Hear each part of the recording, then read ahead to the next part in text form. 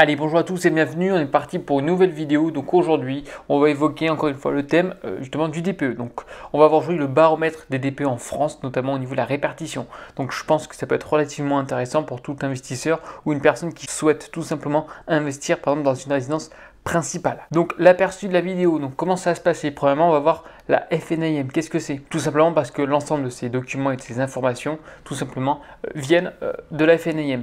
On va voir par la suite les autres syndicats de l'immobilier, le profil type de la passoire énergétique, la répartition justement du DPE dans le parc immobilier en France, notamment dans l'ancien, dans le neuf. Et pour finir, on verra par la suite l'évolution dans le temps du DPE. Allez, on commence. Donc, qu'est-ce que c'est que la FNIM? Tout simplement, c'est le premier syndicat des professionnels de l'immobilier. Je pense que c'est relativement, enfin, c'est même très connu pour ceux qui bossent dans l'immobilier. Je pense que tout le monde sait, au moins le logo jaune, je pense.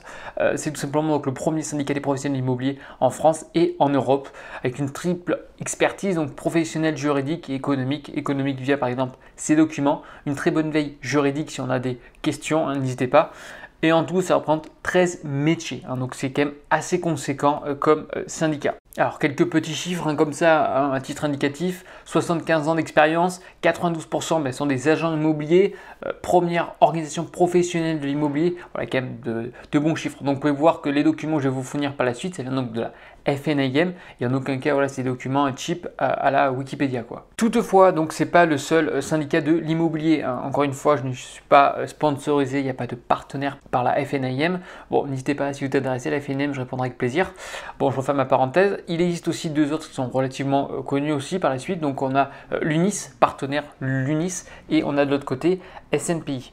Également par la suite, il en existe d'autres syndicats hein, pour d'autres professions, que ce soit par exemple aménageur, mandataire, ainsi de suite. Donc j'en ai marqué quelques-uns, la liste est exhaustive, donc n'hésitez pas à regarder sur internet si cela vous intéresse. Allez, le saviez-vous, donc chaque trimestre, il y a à peu près un demi-million de DPE qui sont réalisés par les diagnostiqueurs en France. Ok, les logements neufs, évidemment, ils ont presque uniquement des lettres de A, B ou C. On verra les chiffres par la suite au cours de la vidéo. Alors, le profil type de la passoire énergétique. Donc, on va voir le profil type dans le cas d'un DPE F ou G, ok, parmi les logements. Premièrement, ça va être les maisons. De petite taille en particulier, hein. Vous avez vu que les logements, les micro-logements que certains, notamment gourous, mentionnaient que c'était fantastique à acheter, ça se fait sanctionner dans tous les sens. Que ce soit dans les grandes villes pour les loyers encadrés, mais également pour les DPE. On va revenir ça par la suite. La FNM justement lance un petit mouvement pour qu'on remodifie le DPE pour les petits logements, car ils sont fortement sanctionnés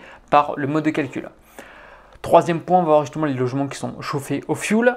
On va voir par la suite également les logements les plus anciens.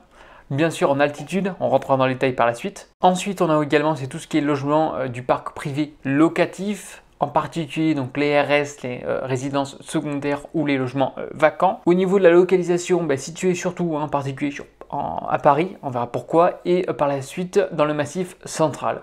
Évidemment, ils sont situés là où le prix de l'immobilier est relativement faible. Hein. Pourquoi faire 50 000 € de travaux quand c'est le prix de la maison? Et alors maintenant, à l'opposé, où on trouve justement le moins d'étiquettes, donc F ou G. Donc premièrement, c'est autour de la Méditerranée.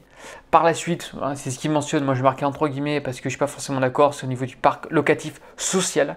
Et pour finir, au niveau des résidences principales, donc de la RP. Alors la répartition des étiquettes des DPE du parc de logement donc en France, 2021, donc 2022, c'est relativement récent. Donc la répartition, donc on peut voir qu'on va commencer par sud gauche. Grosso modo, on a vraiment une très bonne partie, les trois quarts des DPE sont entre C, D et E. On a quand même 17% en F et en G, et après en A, 1% et 3% en B. Donc ça vous donne vraiment un ordre d'idée aujourd'hui du parc de l'immobilier en France. À droite, au niveau de la répartition géographique des DPE, donc F ou G, on peut voir 30 ou plus, on peut voir tout simplement les petites zones qui sont relativement foncées, et tout ce qui est clair, évidemment c'est surtout à proximité de la mer, que ce soit Atlantique ou la Méditerranée. Voilà, on peut voir vraiment aujourd'hui des zones qui sont relativement claires, donc des zones entre guillemets avec des DPE plutôt avec de bonnes notes. Alors pourquoi? La raison, une des raisons potentielles, c'est que voilà, lorsqu'on habite entre guillemets proche des littoraux, évidemment faut entretenir les bâtiments, que ce soit ravalement de façade, ainsi de suite. Pourquoi? Parce que tout simplement avec le sel marin, c'est relativement corrosif. Deuxièmement, le prix de l'immobilier est beaucoup plus élevé. Alors le top 3 villes, donc le top 3 avec les DPE A ou B le plus important. Ok, donc premièrement on a La Rochelle avec quasiment 26%, Ajaccio 24% et Issy-les-Moulineaux avec 22%. Hein. Donc c'est à titre indicatif, mais c'est relativement important. Donc on a vraiment certaines villes où on a quasiment, on va dire, plus d'un quart hein, de DPE supérieur à B. À l'opposé, donc le top 3 des villes avec le plus de F et de G, donc on a Ivry-sur-Seine, Neuilly-sur-Seine et Villejuif. On a quand même des scores relativement importants, quasiment 50%. Voilà, encore une fois, c'est à titre indicatif. Allez, on continue maintenant avec la répartition justement donc des étiquettes, donc des DPE dans le 9. Donc qu'est-ce que ça donne? Évidemment, un très bon score, ce qui est logique avec toutes les RT et maintenant les RE 2020. Avant c'était du RT 2012, donc c'est la réglementation thermique. Maintenant on est sur la réglementation environnementale. Anyway, tout ça pour vous dire qu'on est sur du A à 42%, du B à 15% et du C à 44%. Donc vraiment, on a de très bons scores DPE. Donc après avoir vu donc, la répartition des étiquettes du DPE dans le 9, maintenant on va voir dans l'ancien. Donc on peut constater que bon, les chiffres, c'est pas fameux entre guillemets, c'est-à-dire qu'on n'est pas que sur du B, que sur du A, que sur du C, et ce qui est aussi normal. Donc on peut voir on a 1% de A, 3% de B, 25% de C. Bien sûr, le médian, ça reste du D avec 33%, et puis après on a quand même 17% donc en passeur énergétique avec du F et du G. Si on doit faire une petite comparaison donc, entre l'ancien et aujourd'hui, la répartition de manière générale avec le 9 compris, on peut voir qu'il y a vraiment une corrélation. Donc je vais vous mettre un petit screen directement à l'écran.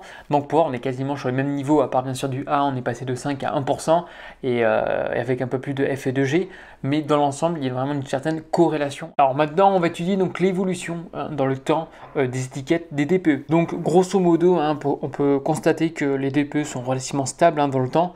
On observe toutefois voilà, une légère, on va dire, diminution hein, de la part des étiquettes donc des DPE E, F et G, et une augmentation hein, de l'étiquette C. On peut penser que ce changement, ça peut être justement dû ou à cause hein, d'une meilleure maîtrise hein, des contraintes du nouveau DPE, que ce soit de la part justement des diagnostiqueurs, hein, notamment l'écosystème. Je rappelle qu'ils ont été un peu lâchés comme ça à la one again. Débrouillez-vous avec très peu de formation pour les logiciels. Maintenant, je pense que c'est rentré dans l'ordre. Deuxièmement, aujourd'hui, il y a également les propriétaires qui en ont pris conscience, donc qui préparent au mieux aujourd'hui les DPE. Je rappelle à titre indicatif hein, que l'absence d'informations sur certaines caractéristiques du logement, le diagnostiqueur saisit alors une valeur justement par défaut dans le moteur de calcul du DPE. Conséquence, vous perdez des lettres, vous vous faites massacrer. Donc s'il vous plaît, soyez précis, soyez rigoureux. Premièrement, ça va aider le diagnostiqueur dans son métier, c'est plus vite hein, lorsqu'on a des références. Et deuxièmement, pour vous, ça va également augmenter la note de votre DPE. Je rappelle, il va techniquement, enfin, si vous le faites aujourd'hui, 10 ans, hein, 10 ans, c'est non négligeable. Et ça va permettre de savoir si oui ou non, vous pouvez continuer de le louer si vous êtes bailleur. Au niveau de l'absence justement d'informations, donc je vous avais fait un petit post, ça remonte il y a un peu de temps, mais sur Instagram, n'hésitez pas à me suivre dans la description, tout simplement pour vous mentionner que voilà, aujourd'hui, si vous ne justifiez pas certaines références, et bien tout simplement le diagnostiqueur, hein, je rappelle que maintenant le DPE est opposable, va prendre une valeur par défaut, c'est-à-dire croix-rouge logiciel, il qualifie ça tout simplement comme valeur par défaut. Conséquence, c'est qu'on peut perdre des lettres relativement vite. Hein. J'avais fait un petit exemple avec les murs, on était passé quand même de E à G, ce qui est quand même mine de rien non négligeable. N'hésitez pas à revoir mon post pour avoir plus d'informations. Deuxièmement, aujourd'hui, voilà, tout ce qui est travaux de rénovation avec ma prime de rénovation, il y a quand même beaucoup de problèmes, hein, des problèmes persistants pour obtenir justement les aides à la rénovation. Déjà que c'est compliqué entre guillemets, il y a juste un certain nombre qui peuvent en bénéficier, notamment au niveau des TMI. Et aujourd'hui, il y a beaucoup de problèmes. Voilà, des centaines de particuliers réclament leurs primes en justice. Hein, ça ne donne pas forcément envie de se lancer dans les travaux. Déjà que beaucoup de Français aujourd'hui sont réticents vu les montants, vu les calculs. Si déjà par la suite c'est compliqué hein, de se faire entre guillemets rembourser par ma prime rénov, ça va être compliqué. Hein, voilà. Bâti Actu, très bon site également, n'hésitez pas à regarder. Hein, au passage, je laisse aussi les références de qualité. On va clôturer la vidéo comme d'habitude par une petite question. Quel est votre avis hein, sur le diagnostic de performance énergétique en France? Voilà, n'hésitez pas à mentionner ce que vous en pensez dans les commentaires. Sur ce, je vous souhaite une agréable journée. N'hésitez pas à liker, à vous abonner et je vous dis à une prochaine vidéo. Allez, bye bye.